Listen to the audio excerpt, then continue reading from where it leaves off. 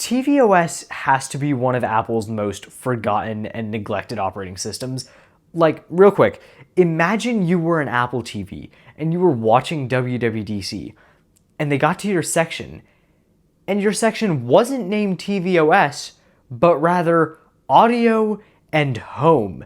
Imagine how devastating that must be. That crushes your spirit. That crushes your. And so I feel like with Dub 25 coming up, this is a great time to talk more about tvOS on this channel. And so here are some improvements that I'd like to see in the next few versions of tvOS. Let's go. So let's start with the home screen. I mean, it's a great home screen. But what I've seen is that a lot of people don't view their Apple TV as a priority device like they do their phone. And so the Apple TV home screen goes largely unattended. It's like completely unorganized. Everything is sprawled out all over the place. And if you actually do want to customize your home screen, it's going to take an unnecessary amount of human labor. Like if I have to do all of this to rearrange a single app, maybe I don't want to rearrange them. So for this reason, I propose 2 amendments. The first one is to allow us to customize our Apple TV's home screen via our iPhones and our iPads. Because not only does every iPhone user know how to customize their home screen, Apple's already done this. If you have an Apple Watch and you go into the Watch app on your iPhone, you'll be able to change the home screen layout via your phone. And it is so much simpler than doing it on this tiny little 1-inch screen. The second thing is an alphabetical list. Again, Apple has already done this on the Apple Watch. It doesn't need to be anything fancy. Maybe a search bar at the top and just one massive list sprawled out across the whole screen. Windows 8 style. And I know we didn't like Windows 8, but come on, it couldn't really get any simpler than this. But if you can't use your remote in the first place, then why even bother? Alright, so let me try to lay out the problem that gained me 23,000 views on Shorts as best as I possibly can. By the way, that's not a good thing. So, Apple's whole vision for pairing a new remote is you just hold it up to your Apple TV and it pairs instantly, so seamlessly, so effortlessly. It's a magical experience like everything is with Apple. And when you're pairing a brand new remote, it is absolutely incredible to see. But what if you're trying to swap remotes between 2 TVs that are in close proximity? At that point, the magical experience isn't going to work. And so you need to hold the back button and the volume up button to pair the new remote. So I say we get rid of the magical experience. I mean, let's be honest, nobody cares. Like, you're not pairing a new remote with your Apple TV every other day, the same way you're doing with AirPods. So we just put a section in settings that says pair a new remote.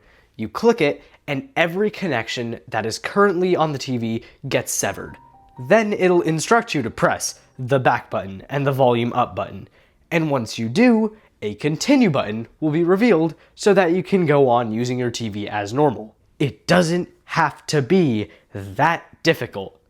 So speaking of Siri, when you'd ask her on the TV, "What's the forecast for today?" it would show you the weather at the bottom of the screen, and then you could swipe up on your remote to reveal a full screen weather forecast. Like a weather app that was never actually made for the Apple TV.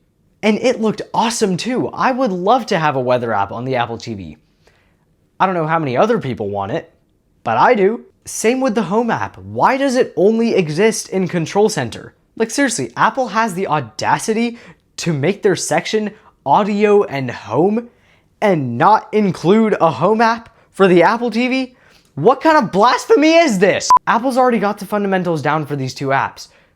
Just make them into apps. Also, I wanted to ask the question, why is Siri so stupid on the Apple TV?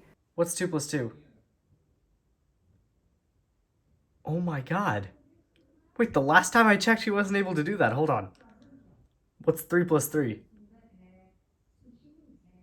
Okay, haha, she's still stupid. The next thing is that the AirPods Platter really needs to be fixed. Not only is it just more bland compared to the menu on the iPhones, but I really hate how the spatial audio and spatialized stereo options are always separated and are always visible. So you don't really know which one you're using and how they work. Am I supposed to be using both? Is one better than the other? do they work in tandem? Meanwhile, the iPhone solves all this for you by changing what the option is depending on what kind of audio is playing. If it's multi-channel or Dolby Atmos, it's spatial audio, and if it's stereo, it's spatialized stereo. You know what we also need in Control Center?